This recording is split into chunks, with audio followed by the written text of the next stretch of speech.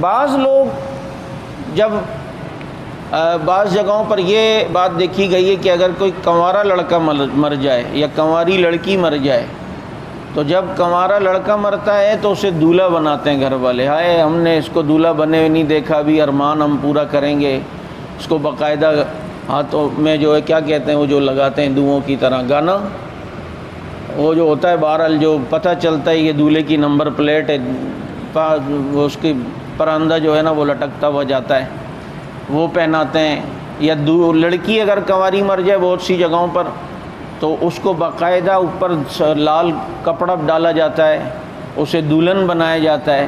اللہ کے بندو، میت کو تو کنگا کرنے کی بھی اجازت نہیں ہے کہ میت کا کوئی کنگا کرے۔ بناؤ سنگار کا وقت یہ نہیں ہے، میت کو کنگا بھی نہیں کر سکتے کہ آپ چلیں بھائی اس کی داڑھی واڑی سیٹ کر دیں، ذرا بال بڑے تھے وہ سیٹ نہیں۔ عورت کے بال بھی جب غسل کے ٹائم کھولے جائیں گے بس جو ہاتھ میں آ گیا اس کا پراندہ بنا لیا، اس کی چٹیا بنا لی، بس یہ وہ نہیں کنگا کر کے باقاعدہ اس طریقے سے نہیں کر سکتے۔ تو یہ بناؤ سنگار کا یہ وقت نہیں ہے۔ اور کہ یہ کیا بات ہے، بہت سی جگہوں پر عورت مر جاتی ہے اسے مہندی لگاتے ہیں، اور کیا اس پہ فلسفہ کیا جاڑتے ہیں؟ اصل میں قیامت کے دن اس کی پہچان ہو کہ مرد کون ہے اور عورت کون ہے، ایک قیامت تک اس کی مہندی باقی رہے گی۔ جو اللہ بنا سکتا ہے اسے نہیں پتہ یہ مرد ہے یا عورت ہے۔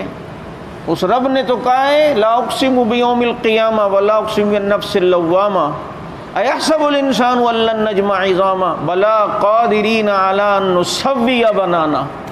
تم کیا سمجھتے ہو ہم تمہیں اٹھائیں گے؟ نہیں، میں تو تمہارے یہ فنگر پرنٹ بھی بناؤں گا۔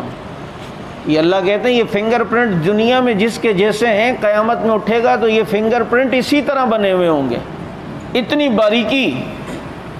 تو اس لیے اس طرح کے معاملات مردے کے ساتھ نہیں کرنے چاہیے۔ اس لیے دیکھیں انسان مرنے کے بعد بے بس ہوتا ہے۔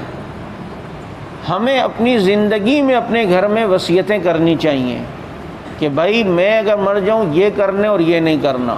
اگر علماء نے لکھا یہ وصیت کیے بغیر کوئی مر گیا اور اس کی میت کے ساتھ خلاف سنت کام کسی نے کیا تو اس کا وبال، اس کا گناہ میت کو بھی ملے گا۔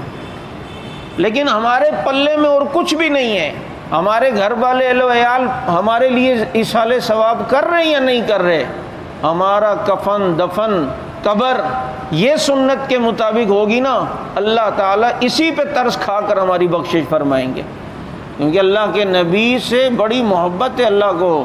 تو جو ان کی اداؤں کو اپنائے گا اللہ رب العزت اسی کی برکت سے اس کی معافی فرمائیں گے، اس کی بخشش فرمائیں گے۔